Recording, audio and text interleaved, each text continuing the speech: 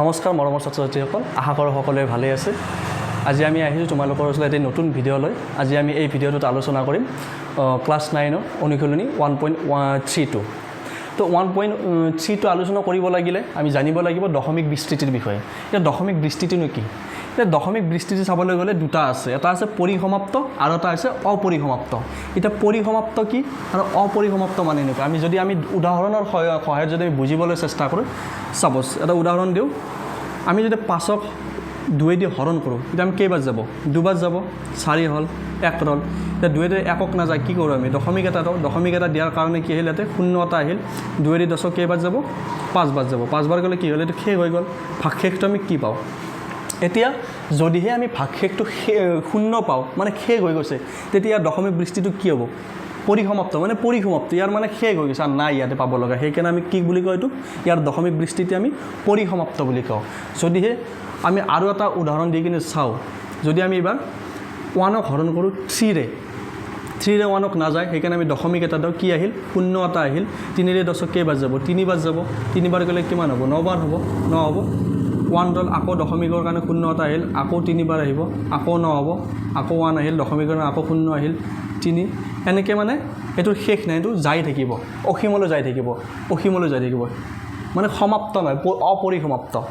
ইয়াতে যিহেতু দশমিক বিস্তৃতি কি? অপৰিসমাপ্ত, মানে শেষ নাই, ইয়াত যাই থাকিব। এইটোক আমি কেনেকৈ লিখিব পাৰোঁ? 0.333... যিহেতু এই 3টো আমাৰ বাৰে বাৰে ৰিপিট হৈছে, যিহেতু আমাৰ এই 3টো বাৰে বাৰে ৰিপিট হৈছে, সেইকাৰণে আমি 3ৰ ওপৰত এডাল আমি বাৰ দিব পাৰোঁ। এডালক বাৰ বুলি কয়। বাৰ মানে কিহৰ কাৰণে দিওঁ? যোনটো সংখ্যা বাৰে বাৰে ৰিপিট হৈ আছে, সেই সংখ্যাটোৰ ওপৰত আমি এডাল বাৰ দিওঁ। এই 0.3333... এইটোক আমি কেনেকৈ লিখিব পাৰোঁ? 0.3 বাৰ। এতিয়া আমি ডটকেইটা দিয়াৰ প্ৰয়োজন নাই। আহা, এতিয়া আমি অনুশীলনী কুৱেশ্যনসমূহ আলোচনা কৰোঁ।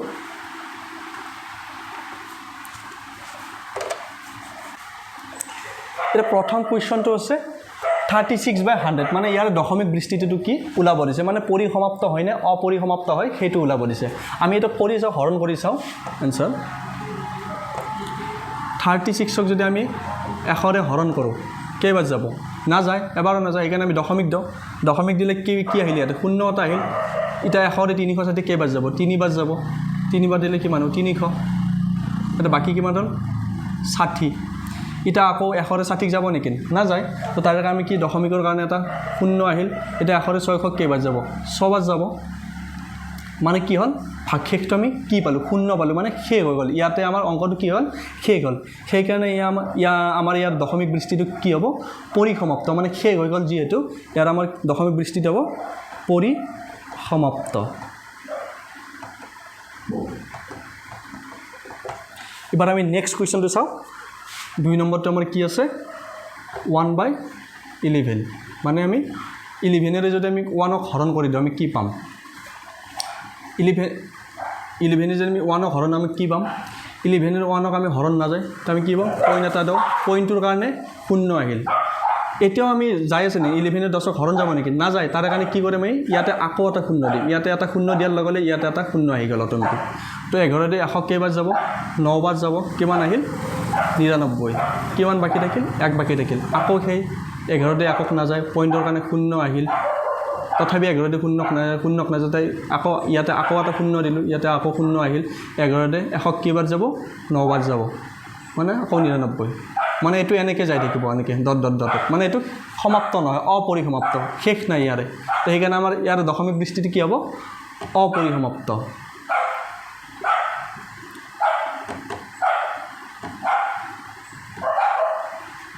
অপৰিসমাপ্ত। এতিয়া আমি 3 নম্বৰ কুৱেশ্যনটো যদি চাওঁ, প্ৰথমতে আমি এইটো ভাঙি লওঁ। ভাঙি ল'লে কি হ'ব? 8 4 গুণ 32, 32 আগে কিমান হ'ব? 33/8, মানে 8ৰে 38ক ঠিক আমি হৰণ কৰিম। হৰণ কৰি চাওঁ আমি 8 যদি আমি 33ক যদি হৰণ কৰোঁ, কেইবাৰ যাব? 8ৰে 8 4 গুণ 32 যাব, আমি 7 বাৰ দিওঁ। 8 7 গুণ 32, কিমান বাকী ৰ'ল? আমি হৰণটো অকণমান দীঘলীয়া হ'ব কাৰণে ইয়াতে পাতি লৈছোঁ আমি 33 7। 7 4 গুণ 8 8 4 গুণ 32 কিমান হ'ব? 1 যাব, দশমিক দিলে কিমান হ'ব দশমিক দিলে আমাৰ শূন্য হ'ব আঠেৰে কেইবাৰ যাব একবাৰ যাব 2 ৰল আঠেৰে কেইবাৰ আকৌ শূন্য দিব লাগিব 8 2 গুণ 16 পালোঁ কিমান যাব 4 ৰ'ব 8 5 গুণ কিমান হ'ল 8 5 গুণ 40 কিমান পালোঁ শেষ হৈ গ'ল ইয়াতে আমাৰ ভগ্নাংশটো আমাৰ ভাগশেষটো আমি কি পালোঁ শূন্য পালোঁ ন মানে অংকটো ইয়াতে শেষ হৈ গ'ল তাৰ কাৰণে আমি ইয়াত দশমিক দৃষ্টি আমি কি ক'ব পাৰোঁ যিহেতু শেষ হৈ গ'ল সেইকাৰণে আমি ক'ব পাৰোঁ যে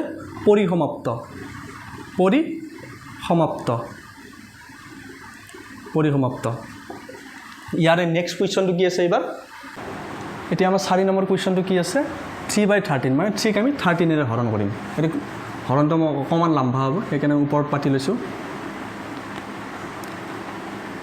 13 3 হৰণ কৰিম 13 3 হৰণ নাযায় সেইকাৰণে কি পাওঁ আমি দশমিক এটা দিছোঁ তাৰ কাৰণে কি হ'ল শূন্য হ'ল 13 3 হৰণ কৰিলে 30 হৰণ কৰিলে কেইবাৰ যাব 2 বাৰ যাব 26 হ'ল এইপিনে 4 বাকী হ'ল এইপিনে যদি 13 দশমিকটোৰ কাৰণে শূন্য আহিল 3 বাৰ দিলোঁ 39 হ'ল 1 ৰল দশমিকৰ কাৰণে শূন্য 13 দশক নাযায় সেইকাৰণে আকৌ এটা শূন্য দিলোঁ ইয়াতে শূন্য দিয়াৰ কাৰণে ইয়াতে শূন্য এটা আহিল এতিয়া 13 100 কেইবাৰ যাব 13 যদি আমি 100 চাওঁ 13 7 গুণ 7 3 21 60 গেল 2 7 গুণ 7 9 মানে 7 বাৰ যাব 7 বাৰ দিলে কিমান হ'ল 91 ৰল 91 ৰলে কিমান বাকী ৰল 10 গেলে 9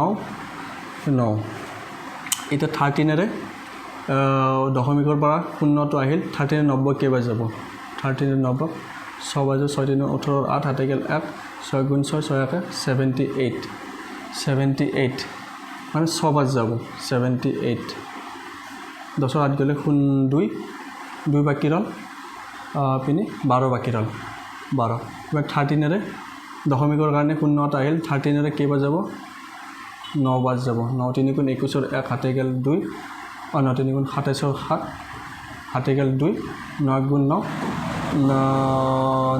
9 2 11 117 হ'ল 117 হ'ল বাকী কিমান থাকিল 3 9 বাৰ মানে এই 3টো আকৌ ৰিপিট হৈছে নহয় এই 3টো আকৌ ৰিপিট হৈ গ'ল এতিয়া চাবা হা এই 3টা আকৌ ৰিপিট হ'ল দশমিকৰ কাৰণে আকৌ শূন্য আহিব আকৌ দুবাৰ দিব লাগিব আকৌ 26 হ'ব আকৌ তেনেকৈ আকৌ মানে এই সংখ্যাখিনি আকৌ ৰিপিট হ'ব মানে এই সংখ্যাখিনি বাৰে বাৰে ৰিপিট হ'ব তো তাৰ কাৰণে কি ইয়ালৈকে কৰিলে নালাগে মানে এইখিনি সংখ্যা আকৌ ৰিপিট হ'ব মানে এইটো অপৰিসমাপ্ত আমি বুজিব পাৰিলোঁ যে ইয়াৰ পৰা কি লিখিব পাৰোঁ এইখিনি অপৰিসমাপ্ত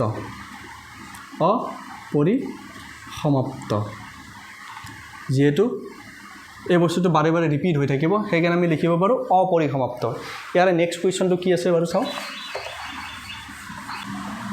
2/11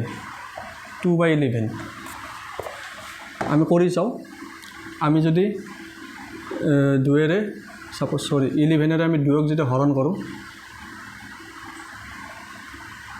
11ৰে আমি 2ক হৰণ কৰোঁ 11 2ক নাযায় দশমিক দিলোঁ 20 হ'ল এবাৰ যাব কিমান হ'ব 11 9 বাকী থাকিল 9 বাকী থাকিলে কিমান হ'ব শূন্য আহিল 11 90 কেইবাৰ যাব 8 বাৰ যাব 88 আকৌ 2 বাকী থাকিল আকৌ শূন্য হ'ল মানে আকৌ এবাৰ যাব 11 হ'ব আকৌ 9 বাকী থাকিল আকৌ শূন্য আহিল আকৌ 8 বাৰ দিলোঁ আকৌ 88 হ'ল মানে এনেকৈ যাই থাকিব এইটো অসীমলৈ যাই থাকিব তাৰ মানে আমি কি পালোঁ এইটো অপৰিসমাপ্ত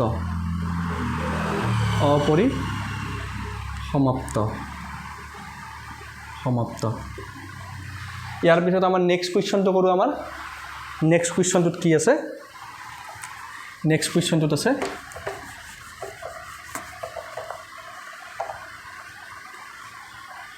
329/400 329ক আমি 400 যদি হৰণ কৰিম এতিয়া হৰণ কৰি আমি কি পাম 329ক যদি আমি 400 যদি হৰণ কৰোঁ 400 320ক নাযায় আমি কি দশমিক এটা দশমিক দিলে কি পাম শূন্য এটা আহিব 400 কিমান বাৰ যাব 8 4 গুণ 32 মানে 32ক পাম শূন্য কিমান বাকী থাকিল 290 400 দি নাযায় কি দিলোঁ আৰু আমি এটা দশমিকৰ কাৰণে কি আহিল শূন্য এটা আহিল 4 খাদি 290 কিমান বাৰ যাব 4 খাদি কেইবাৰ যাব 90 এইটো 90 90 900 হ'ব 400 দি 900 কেইবাৰ যাব দুবাৰ যাব দুবাৰ গ'লে কিমান হ'ল 800 বাকি কিমান থাকিল 100 দশমিকৰ কাৰণে আকৌ শূন্য এটা আহিল 400 দি 1000 কেইবাৰ যাব দুবাৰ যাব কিমান হ'ল 800 কিমান বাকি কিমান হ'ল 200 দশমিকৰ কাৰণে আকৌ শূন্য এটা আহিল 400 দি 2000 কেইবাৰ যাব 4 5 গুণ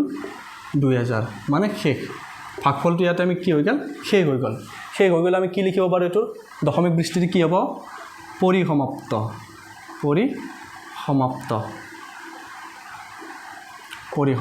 হল শেষ এতিয়া আমি নেক্সট কুৱেশ্যনটো আমি আলোচনা কৰোঁ নেক্সট কুৱেশ্যনটো কি আছে 2 নম্বৰ কুৱেশ্যনটোত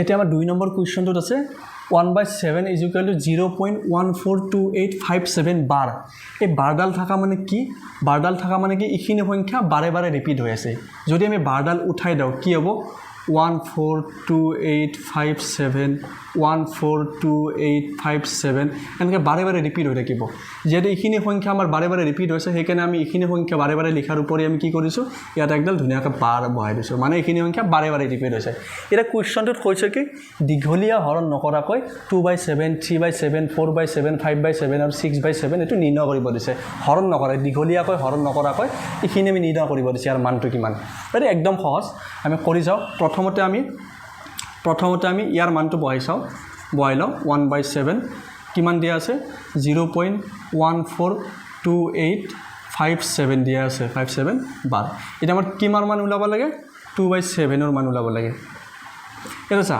এটোৰ মানটো ওলাব লগা হলে আমি সিম্পল এটা হৰণ কৰি লম এই খাতেৰে 2 ঘৰম জাস্ট এটা সংখ্যা আমি হৰণ কৰিম জাস্ট এটা সংখ্যা আমি খাতেৰে আমি 2 হৰণ কৰিম এটা সংখ্যা হৰণ কৰিম খাতেৰে 2 হৰণ কৰিলে আমি কি পাওঁ পইণ্ট দিলে আমি 0 পাম খাতেৰে 20 কেইবাৰ যাব দুবাৰ যাব 14 আৰু হৰণ কৰিব নালাগে আমি ভাগফলটো কিমান পালো 0.2 এটা চোৱা পইণ্ট কি পালো 2 এটা 2 ইয়াতে ক'ত আছে চোৱা 2 ইয়াত ক'ত আছে চোৱা ইয়াতে আছে 2 ইয়াৰ পিছত কি আছে 8 5 7 তাত আকৌ ৰিপিট হ'ব 1 ৰ পৰা 7 1 4 2 পৰা মানে ৰিপিট হৈ কিনে আকৌ ইয়াৰ পৰা আহিব 2 পৰা ৰিপিট কৰিছোঁ 2 8 5 7 তাত আকৌ 1 4 2 8 5 7 তাৰ পিছত 1 4 ঠিক তেনেকৈ বাকিটোও কৰিম 3/7 = এটাক আমি 3 ৰে আমি 7 হৰণ কৰিম 3 ৰে 7 হৰণ কৰিলে কিমান পাম সৰি 7 ৰে আমি 3 হৰণ কৰিম 7 ৰে 3 হৰণ কৰিলে আমি কি পাম পইণ্ট দিলোঁ 0 আহিল 7 4 গুণ আমি কিমান পাম 7 4 গুণ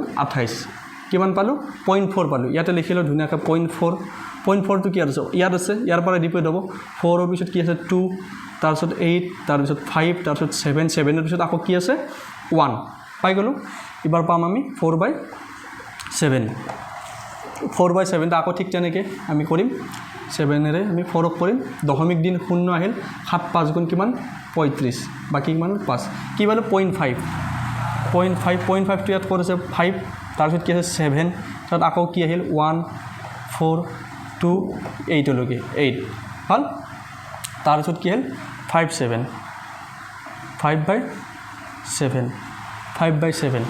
এটা 5/7 ৰ মান কেনেকৈ নিৰ্ণয় কৰিম আকৌ পাছতে হৰণ কৰি দিম 7 ৰে পাছত হৰণ কৰিলে আমি কি পাম সেয়াকে দশমিক দিম 0 আহিল 7 7 গুণ কি পাম 49 হ'ল এটা কিমান পালোঁ ইয়াতে 0.7 টো কৰিছে ইয়াতে তাৰপিছত এইখিনিৰ পৰা ৰিপিট কৰি দিম 1 4 2 8 5 7 হ'ল এতিয়া আমাৰ কি আছে 6/7 টো আমি কৰি চাওঁ কলমো শেষ হৈ গৈছে এতিয়া চোৱা 6/7 টোক আমি হৰণ কৰিম 7 যদি আমি 6ক হৰণ কৰোঁ কিমান পাম পইণ্ট দিছোঁ 0 আহিল 7 6 গুণ 7 7 গুণ 49 7 8 গুণ 56 7 8 গুণ 56 পাম 6 ৰন 4 ৰন এটা 0.8 ক'ত আছে 8 আছে ইয়াতে 0.857 তাৰপিছত কি আছে 142 এইটোৱে একদম সহজ অংক আশা কৰোঁ সকলোৱে বুজি পাইছে তো ইয়াৰ পিছৰ যিবিলাক কুৱেশ্যন আছে আমি নেক্সট ভিডিঅ'ত আমি আলোচনা কৰিম